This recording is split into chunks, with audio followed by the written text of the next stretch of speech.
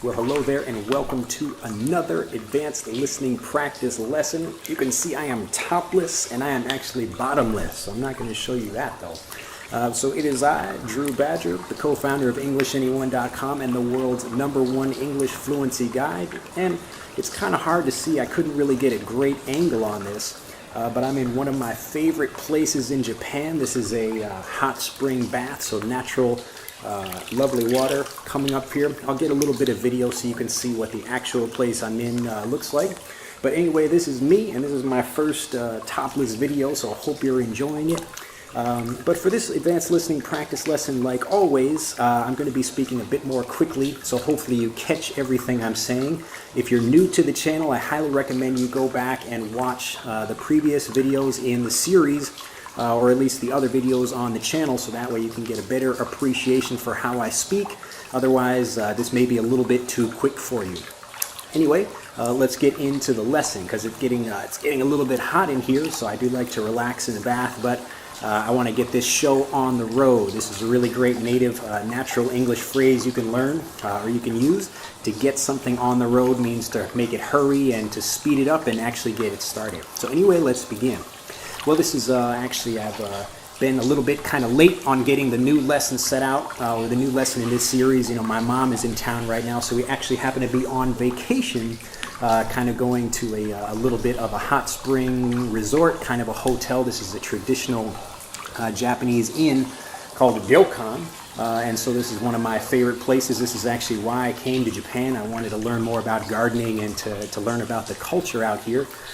So actually I worked at a ryokan, and it started, it was one of those things that I was kind of interested in. I figured I would tell you a little bit more about my story in the environment where I really, this is kind of the thing that really brought me to Japan. Now again, it's kind of hard to see. I got maybe 2 trees behind me, but this is a rock bath that I'm in. It's a natural hot spring bath.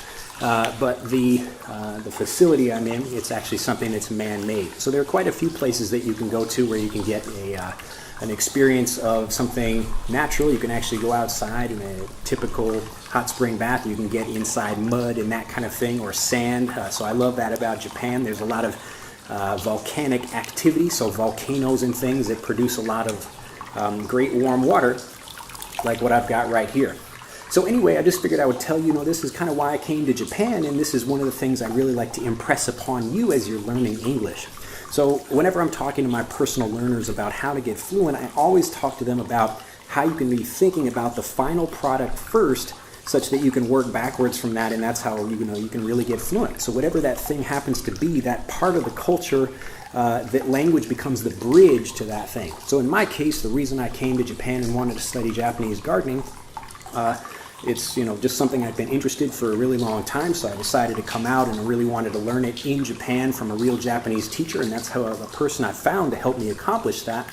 But my goal wasn't to learn the language. The language was a means to learning the actual thing I wanted to learn, which was gardening. I like the actual Japanese language. It's a lot of fun to learn, and it's a quite different language from English, and I speak it quite well. If I do say so myself, I'm happy to say it. But one of the reasons that, again, I was able to get fluent in Japanese is not because I was trying to study the language in a school, or because I drilled a whole bunch of things. It was because I was learning the language as a result of having, gotten into some activity, something that I was really interested in learning. And really the only way I could get to do it well is by learning the language. So you can see I'm actually getting a little bit sweaty over here. Yeah, it's actually a pretty nice, it's actually quite hot though, but kind of a shame you can't join me over here anyway, but just the same, just for this quick video, because I'm a little bit late, I've already been getting messages from people saying, hey, we got the last video up to 10,000 views, where's the next video? So here it is. I'm actually taking time out of my vacation to record this for you because I love teaching and, obviously, getting to show my naked, body or whatever, but, you won't see too much again. But just I thought it would be a great opportunity for you to get to see part of my world and part of what drew me to Japan. And so again, I'll show a couple of scenes about this. But really the number one thing I'd like to impress upon you with this video is to think about language as a means of communication such that you can do whatever it is you want to do. And the less you focus on the language and the more you focus on the thing you're interested in, the faster you're going to get fluent. So that's the thing. Unless you really just like studying, languages, you're like a person that just enjoys studying languages, or you want to learn lots of different languages, it's going to be much more difficult for you to just study the language in itself. So always think about the language as a means to accomplishing something else, and then I will see you in the next video. Like always, as soon as this gets to 10,000 views, again, I apologize for having the previous one get up to about 14,000 views before I release this one. But again, I'm on vacation. My mom is here to see my new daughter, and we'll probably feature her in another video again as well. But I hope you've enjoyed this video.